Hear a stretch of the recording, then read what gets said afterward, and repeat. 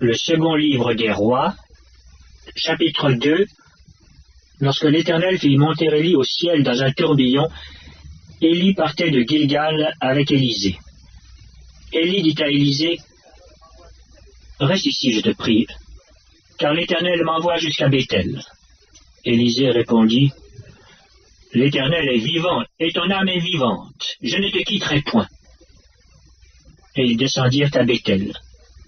Les fils des prophètes qui étaient à Béthel sortirent vers Élisée et lui dirent, « Sais-tu que l'Éternel enlève aujourd'hui ton maître au-dessus de ta tête ?» Et il répondit, « Je le sais aussi, taisez-vous. »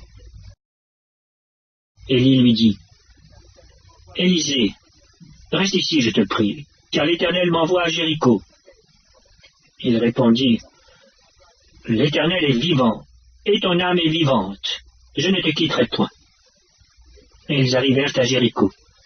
Les fils des prophètes qui étaient à Jéricho s'approchèrent d'Élisée et lui dirent, « Sais-tu que l'Éternel enlève aujourd'hui ton maître au-dessus de ta tête ?» Et il répondit, « Je le sais aussi, taisez-vous. » Élie lui dit, « Reste ici, je te prie, car l'Éternel m'envoie au Jourdain. » Il répondit, « L'Éternel est vivant, et ton âme est vivante, je ne te quitterai point. » Et ils poursuivirent tous deux leur chemin. 50 hommes d'entre les fils des prophètes arrivèrent et s'arrêtèrent à distance vis-à-vis, et eux deux s'arrêtèrent au bord du Jourdain. Alors Élie prit son manteau, le roula, et en frappa les eaux qui se partagèrent çà et là, et ils passèrent tous deux à sec. Lorsqu'ils eurent passé, Élie dit à Élisée, « Demande ce que tu veux que je fasse pour toi, avant que je sois enlevé d'avec toi. » Élisée répondit, « Qu'il y ait sur moi, je te prie, une double portion de ton esprit. » Élie dit, « Tu demandes une chose difficile.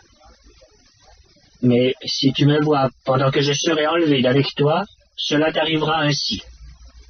Sinon, cela n'arrivera pas. » Comme il continuait à marcher en parlant, voici, un char de feu et des chevaux de feu les séparèrent l'un de l'autre, et Élie monta au ciel dans un tourbillon. Élisée regardait et criait, « Mon père, char d'Israël et sa cavalerie !» Et il ne le vit plus. Saisissant alors ses vêtements, il les déchira en 2 morceaux, et il releva le manteau qu'Élie avait laissé tomber. Puis il retourna et s'arrêta au bord du Jourdain. Il prit le manteau qu'Élie avait laissé tomber, et il en frappa les eaux, et dit, « Où est l'Éternel, le Dieu d'Élie ?» Lui aussi il frappa les eaux, qui se partagèrent çà et là, et Élisée passa. Les fils des prophètes qui étaient à Jéricho vis-à-vis, l'ayant vu, dirent, « L'esprit d'Élie repose sur Élisée. » Et ils allèrent à sa rencontre, et se prosternèrent contre terre devant lui. Ils lui dirent, « Voici, il y a parmi tes serviteurs 50 hommes vaillants. Veux-tu qu'ils aillent chercher ton maître? Peut-être que l'Esprit de l'Éternel l'a emporté et l'a jeté sur quelque montagne ou dans quelque vallée. » Il répondit, « Ne les envoyez pas. » Mais ils le pressèrent longtemps, et ils dirent, « Envoyez-les. » Ils envoyèrent les 50 hommes qui cherchèrent Élie pendant 3 jours et ne le trouvèrent point. Lorsqu'il fut de retour auprès d'Élisée qui était à Jéricho, il leur dit, « Ne vous avais-je pas dit, n'allez pas ?» Les gens de la ville dirent à Élisée, « Voici, le séjour de la ville est bon comme le voit mon Seigneur. Mais les eaux sont mauvaises et le pays est stérile. » Il dit, « Apportez-moi un plat neuf et mettez-y du sel. » Et ils le lui apportèrent. Il alla vers la source des eaux, et il y jeta du sel et dit, « Ainsi parle l'Éternel. J'assainis ces eaux, il n'en proviendra plus ni mort ni stérilité. » Et les eaux furent assainies jusqu'à ce jour, selon la parole qu'Élisée avait prononcée.